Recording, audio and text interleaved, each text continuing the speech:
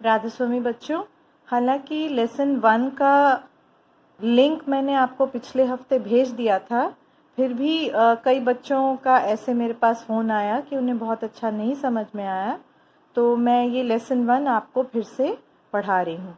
So let us begin lesson 1, another chance. जैसे जैसे मैं आपको पढ़ाऊंगी आप दोनों बातों का ध्यान रखिएगा, किस तरह शब्दों का उच्चारण होता है, दैट इज़ प्रोनाउंसिएशन, और उस शब्द का अर्थ क्या है। पहले हम लोग बॉक्स की तरफ देखते हैं। What should we do to correct our mistakes? Mistakes आप सब समझते हैं, अर्थ होता है गलतियाँ। तो हमें अपनी गलतियाँ करेक्ट यानी सही करने के लिए क्या करना चाहिए। तो हालांकि इसके जवाब अगर एक क्लास होती तो आप सभी बच्चे अलग अलग प्रकार से देते, लेकिन एक सामान्य उत्तर ये होगा कि अगर हमें अपनी गलती का एहसास है तो हम ज़्यादा किसी नए अवसर का इंतज़ार किए बगैर अपनी गलती को ठीक करने की कोशिश करते हैं। What should we do to change our failure into success? Failure का अर्थ है असफलता और सक्सेस का अर्थ है सफलता। तो हमें क्या करना चाहिए कि हम असफलता को सफलता में चेंज कर सकें। चेंज करना यानी बदलना। तो इसके भी बहुत सारे अलग अलग तरह से आप उत्तर दे सकते हैं। मुख्यतः बात यह है कि कभी भी किसी चीज़ में अगर आप फेल हो जाएं या असफल हो जाएं तो उससे हार नहीं माननी चाहिए, उससे मन छोटा नहीं करना चाहिए, और उसे सफलता में बदलने के लिए जो जो कदम उठाने चाहिए, जो जो चीज़ें ज़रूरी हैं उन्हें करने में हिचकना नहीं चाहिए। तो ये तो निर्भर करेगा कि हमारी गलती क्या थी, स्पेसिफिक यानी कि निश्चित जो गलती है वो क्या थी या क्या हमारी असफलता थी। तो बेसिकली बात यह है कि जब भी कोई गलती हमसे हो जाए अनजाने में या किसी चीज़ में हम असफल हो जाएं, तो जैसे ही उसको सुधारने का मौका मिले हमें उसको दोनों हाथों से ले लेना चाहिए। यही इस पोएम का नाम है, अनदर चांस। देखिए, इंग्लिश में जो लिटरेचर होता है उसके 2 हिस्से होते हैं, जैसे हिंदी में भी होता है गद्य और पद्य। तो ये एक पोएम है। पोएम किस में आती है? पोइट्री में आती है। पोइट्री में स्टैंजा होते हैं। अब आप इस पेज की तरफ देखिए, यहाँ आपको स्टैंजा दिखाई दे रहे हैं। ये 4 जो लाइनें हैं इनका एक समूह एक स्टैंजा बनाता है। तो अगर हम गिने तो इस पोएम में 1, 2, 3 और 4 स्टैंजा हैं। पोएम शुरू करने से पहले पोएटेस का नाम भी हमको देख लेना चाहिए, हेलेन स्टीनर राइस। तो नाम से ही पता चल रहा है कि ये कवि नहीं है, कवियत्री हैं। कवि को इंग्लिश में पोएट बोलते हैं और कवियत्री को पोएटेस। तो चलिए हम इस पोएम को शुरू करते हैं। पहला स्टैंजा है, how often we wish for another chance. Often भी कहा जाता है, कहीं कहीं टी का उच्चारण होता है, जैसे ऑफ्टेन। तो इस पे आप बहुत ज़्यादा तंग मत होइएगा। बेसिकली स्पोकन इंग्लिश में 2 तरीके के स्कूल्स हैं, एक ब्रिटिश इंग्लिश है, एक अमेरिकन इंग्लिश है। कहीं वो ट का उच्चारण करते हैं, कहीं नहीं करते, तो उसमें बहुत घबराइए मत। आप ऑफन भी बोल सकते हैं, ऑफ्टेन भी बोल सकते हैं। अर्थ क्या है? कई बार। कई बार हम इच्छा करते हैं, फॉर अनदर चांस। किस चीज़ की इच्छा करते हैं? एक और अवसर की इच्छा करते हैं। तो प्रश्न आ रहा है कि ये इच्छा हमारे मन में क्यों जागी? To make a fresh beginning. Fresh यानी ताज़ी, नई, बिगिनिंग आरंभ या शुरुआत। तो ये नया अवसर मिलने की हम इच्छा करते हैं जिससे हम एक नई शुरुआत कर सकें। A chance to blot out. अब ये जो शब्द है blot out, this will be called a phrase. Okay, एक से अधिक शब्द जब होते हैं उनको फ्रेज कहा जाता है। तो ब्लॉट आउट, ब्लॉट का अर्थ होता है धब्बा, कोई चीज़ का दाग। जैसे आप स्कूल में आते हैं, आपकी शर्ट में या कहीं पे इंक का, पेन का निशान लग गया, that will be called a blot. तो अब वो ब्लॉट तो अच्छा नहीं लगेगा, उसको आउट यानी बाहर निकालना ज़रूरी है। एक तरीके से ब्लॉट आउट का अर्थ हुआ मिटाना। तो हमें कैसा अवसर चाहिए? एक अवसर जिससे हम अपनी गलतियों को मिटा सकें और क्या कर सकें?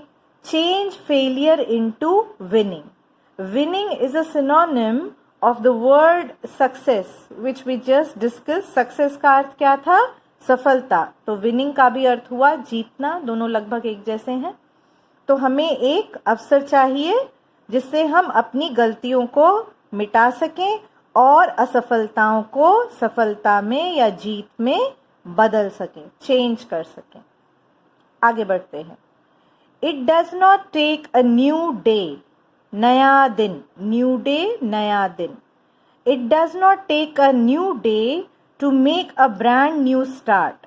कई बार ऐसा होता है कि अगर हमसे कोई भूल हो गई या कहीं पे हम कमज़ोर हैं तो मन कहता है कि ठीक है कल शुरू करेंगे, आज नहीं कर पाए हम, कोई बात नहीं कल करेंगे। तो उसका बहुत इंतज़ार नहीं करना चाहिए। इन दो लाइनों का अर्थ ये है brand new start. Brand new ये जो शब्द है इस्तेमाल होता है एकदम नए के लिए।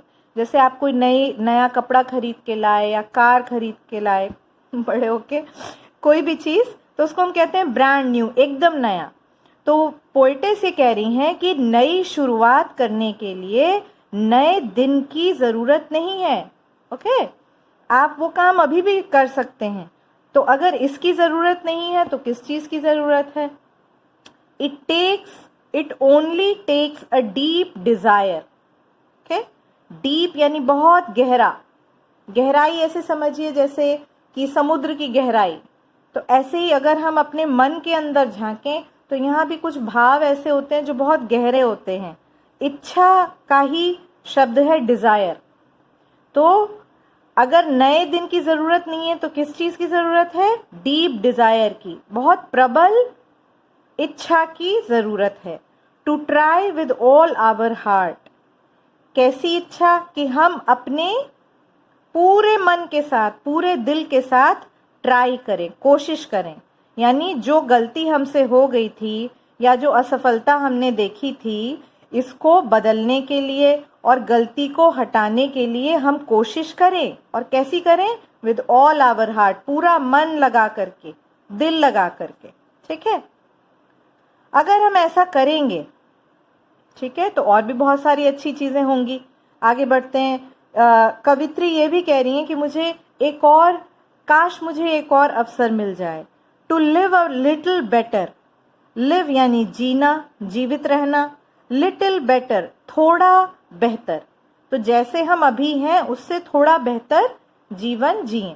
यहाँ पे ज़रूरी नहीं है कि इसका अर्थ हो कि हमारे पास ज़्यादा सामान हो जाए या हमारे पास ज़्यादा धन हो जाए। यहाँ इसका अर्थ ये नहीं है। इसका अर्थ ये है कि मनुष्य के जैसे जो हम जीवन जी रहे हैं, काश मुझे एक मौका और मिल जाए तो मैं क्या करूं? थोड़ा सा और बेहतर जीवन जीने लगूं। And to be always forgiving. और क्या करूंगा मैं अगर मुझे अवसर मिला? तो हमेशा दूसरों को फॉरगिव करने का मतलब होता है माफ़ कर देना। टू बी ऑलवेज फॉरगिविंग, हमेशा मैं दूसरे लोगों को माफ़ कर सकूं। And to add a little sunshine. Sunshine का अर्थ होता है सूरज की रोशनी या धूप।